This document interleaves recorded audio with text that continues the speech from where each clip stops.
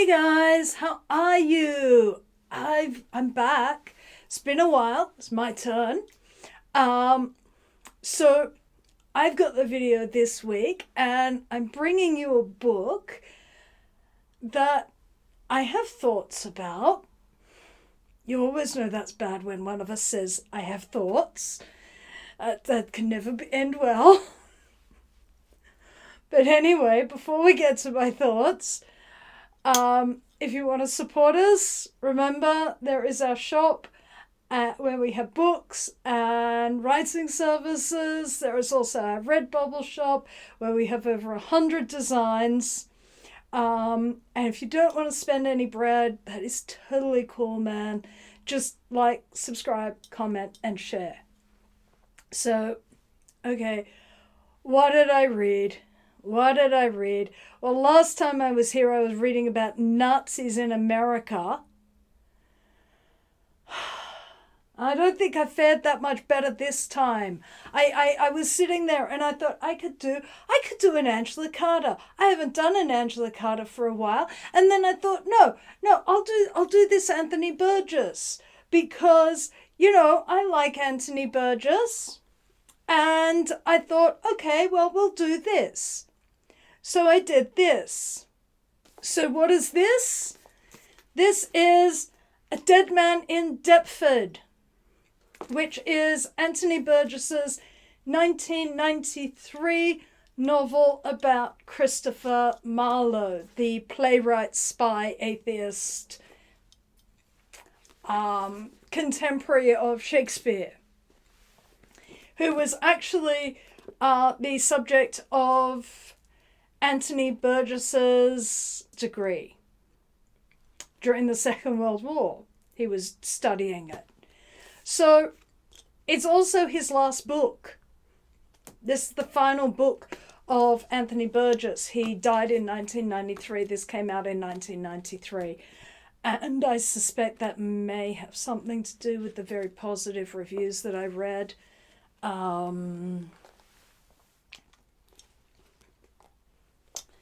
Yeah, I had some problems with this. Now, some of these were my problems, some of these were the book's problems. But, so this is the story of Christopher Marlowe. Christopher Marlowe starting at university at Cambridge, where he is studying his master's degree, and he is recruited. He's doing a master's in divinity, supposedly to become a vicar. That's what his intention, or the family's intention is.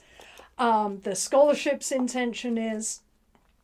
But he is then recruited into the Elizabethan Secret Service. And he is sent to France to spy on exiled Catholics and the Catholic the Catholic college that trains English priests to be sent back covertly after in this very volatile time. The book is divided into 3 parts. The first part consists of this mission and ultimately results in various people being executed as traitors and ultimately the execution of Mary Queen of Scots. The second part of the novel consists of having now graduated university. Kit Marlowe is now a playwright. He's getting involved with various people, notably Sir Walter Raleigh and other friends, and he is in some ways becoming an outspoken atheist, which is even more dangerous than being a Catholic, to be honest. And he's also writing his plays and engaging in a relationship with a young Lord of the Manor, who was the nephew of the man who ran the spy ring. This passage ends with the arrest of Thomas Kidd and torture of Thomas Kidd after he was sharing lodgings with Kit Marlowe, and atheistical writing was found that then led to Christopher Marlowe being killed in a brawl in a bar in Deptford, which makes up the final part of the story. Part 3, which is just a single day, which is the last day of Marlowe's life. Okay, so that's the story. The story follows Marlowe's adult life.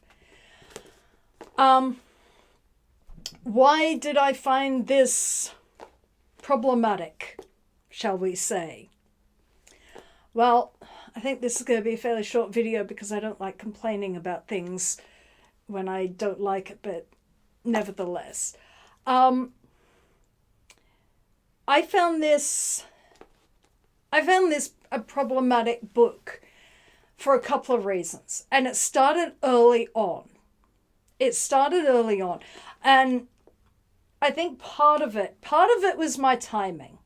But I had already started this book a while ago, stopped it, went to read something out, went and read a bunch of other things, and then came back to it after I finished Joseph Andrews. And part of the problem was I had just read Joseph Andrews, and I really like the 18th century. I really like 18th century writing. I really like the rollicking, bawdy, bright, fun frothiness of the 18th century. And this book stuck me in the middle. And now Anthony Burgess does a great job of this. He does an absolutely masterful job of dumping you right in the middle of the sociopathic, gloomy, miserable world of the Tudors. And not just that, the world of paranoid, delusional Tudor spies and politics. And he does a great job of that. But if anything, I hate Tudor politics and their squabbling about religion. I do not care. You cannot make me care about their bitching and squabbling and fighting over which sect of Christianity is more correct. I mean, I don't care. I don't care in the least. You can't make me think this is worth killing people over. Just is not. I find this period of history, the whole Reformation, the Civil War, up to the Restoration, really boring. I find the squabbling over religion just, call me when you're done. Call me when you're done, because I do not want to listen to you squabble about religion. So there's that. There's a lot of theology in this, which, you know, it's in Faust. I think her Infernal Majesty found that a bit dull about Faust. I don't enjoy the back and forward about, do you believe this and little variations on the theme. It's like, oh, give it a break. Give it a break. I also find the brutality and the paranoia and the nastiness of Tudor politics just, no, I'm not interested in all this covert BS. It's all done really well in this book. So if that's your thing, absolutely, you would enjoy that. But given that makes up probably about 70% of this book, really boring for me. if it's your thing, go your hardest. But for me, really boring. I expected this to be a lot more about playwriting. I wanted more theatre stuff. I did enjoy the theatre stuff, but I wanted more theatre stuff. The religious stuff and the spy stuff just overwhelms the bit that I actually am interested in, which is the theatre stuff. So I did find that irritating. The other element that I really did not like, and I'm not certain how this fits. Now, I'm not certain if this is Anthony Burgess being a product of the kind of world that he lived in, the kind of world that a lot of the writers of that period, of his period, lived in, like Golding or Evelyn Waugh. That highly sexual, segregated world of boys' education that leads to books like A Brave New World or Lord of the Flies, where women are either an afterthought or not included at all. I'm not sure if it's that, or if this is an attempt to reflect Marlowe's perspective of women, which I'm not entirely certain, because Burgess uses a narrator and then a narrator. The narrator who is sort of given voice is sort of a bit of a ruse. He's supposed to be a boy actor who then moves through the story and tells this whole story, except that he's telling things there's no way he would know, and ergo this is Burgess having this as a ruse to have the omniscient narrator look like a first-person narrator. I'm not entirely certain what the purpose of that was. It was, once I just sort of disregarded it and thought, that's a third-person omniscient narrator, because there is literally no other way that this works. This is Anthony Burgess writing this story. It could work if it was a theatre story, but I just found that I found it too jarring and weird. It didn't work. I do enjoy the fact that Burgess is quite creative with his points of view and with his tricks and things, but I think that in this one the trick didn't come off. Not necessarily in the way that maybe he thought it would come off. I just didn't like it. But even that doesn't explain the attitude towards women. There are no major speaking parts for women in this book. They are incidental and they are talked about. Now, that would be one thing. There are a great many books that are like that. All Quiet on the Western Front is pretty much like that. I don't have the same issue with them as I had with this, because this one is really, the way that the women are spoken about, the way that women are spoken about is really, it's woman hating. It's not just misogyny, it is actively disregarding, dismissing women as just something to breed with. And I think that I don't know quite why that is so pervasive through this. Is this supposed to be Marlowe's attitude? Which, if you watch the plays, yeah, that probably is pretty close to what Marlowe thinks about women, because his women parts are decidedly underwritten.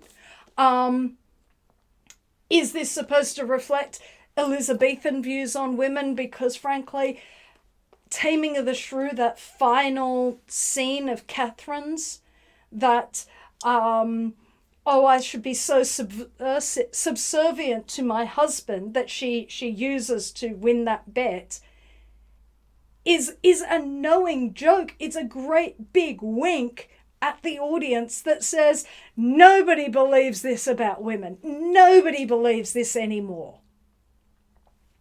So therefore, is it a misreading of that? Which I don't think I'd give Burgess that. Is it an attempt to represent, and this is where I think it possibly does come in. Well, I because I Google things and search things up when I'm looking at a book. One of the things I came across was Anthony Burgess talking about his attitude or what he thinks of homosexuality. And it was, while it wasn't homophobic, it wasn't particularly complimentary to gay people. And it really suggested a profound misunderstanding of who gay men are and how gay men see the world. Now, admittedly, this is 400 years separated from when Marlowe was alive, and we know very, very little about gay people in the Elizabethan world because it was highly clandestine. You really couldn't speak about it because it was one of those things that is going to get you into big, big, big, big executed type trouble. Okay, so we don't actually know very much how people saw themselves within a gay identity or a homosexual identity. We don't know if they saw that as an identity unto itself or if we saw it as a physical impulse to a desire but not an identity on its own. We don't actually know. Given the prevalence of marriage just across all social stratas, we don't know. We can't say exactly how this worked. It was not something that we have a lot of evidence for. And what it makes me think is that Burgess is using an ancient Greek concept of gay and overlaying it into here, which may be what he's doing, which would also really explain the extraordinary anti-women sentiment of it, the anti-female sentiment, the actual repulsion, of heterosexual sex that is spread throughout this book. So it's, and when that repulsion is directed at your sex, your gender, I'm afraid it really turns you off the book, which is a bit of a problem when large numbers of readers are women. I will just say that. I mean, I like A Clockwork Orange. He's a vile little creature. He does terrible things. And yet I didn't feel that was the overwhelming attitude of the entire worldview. That's the difference. This one portrays a world in which the majority of the characters hate women. That for me is a sticking point.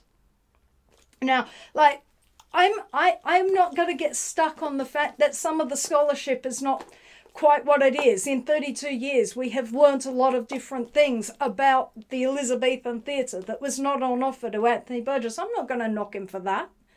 It wasn't available. But I am going to say that it is not the best representation of gay character. it is the kind of book with the kind of politics that I am not a fan of. And I was reading this and I realized, oh, that's why I hate high fantasy. That would be why I hate fantasy novels, why I cannot care less about fantasy novels, because the politics of fantasy novels is usually modelled on the Tudors. And when it comes to politics, I really don't like their politics. Give me rotten boroughs and dodgy parliament and Georges that are disinterested in the throne any day, because this is a world of book bannings and control, and it's the kind of mindset that it's like, have we grown out of this yet? Can we please have grown out of this? I think some people haven't grown out of this. It's the paranoia of McCarthyism. It's the paranoia of witch trials. It's the paranoia that is currently available to us right now on display. All I can say is that as an Australian, I think culturally this doesn't work for me.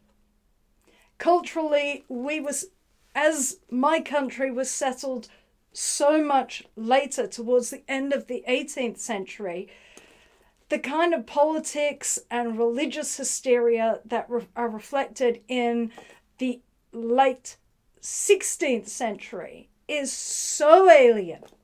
It is so alien to a world that my country came from, in terms of the white settlers came from. They came from a much more secular world, and they came from a world where those religious issues had been more or less put to bed. But nevertheless, so I find this really alienating in terms of, I don't like the mindset. I think it's cruel for no purpose. Paranoid. It just, so anyway, that's A Dead Man in Deptford. I'm not a long one, because I don't like doing a long one when I don't like the book. I really should have read an Angela Carter. I really wish I did. You might like it. You might like it. I'm not going to say it's a bad book, apart from the woman hating and the not so great gay representation. You may like it. You can try it out. I don't think it's his best work. I was disappointed by it. But that's A Dead Man in Deptford. And I will see you again with another book. Hopefully something I like this time. But I will see you again with another book sometime later. So peace and love, guys. Peace and love. If you would like to support this channel, come across to the Black Cockie Press website, www.blackcockiepress.com.au, where you will find books and other writing services to help with your writing.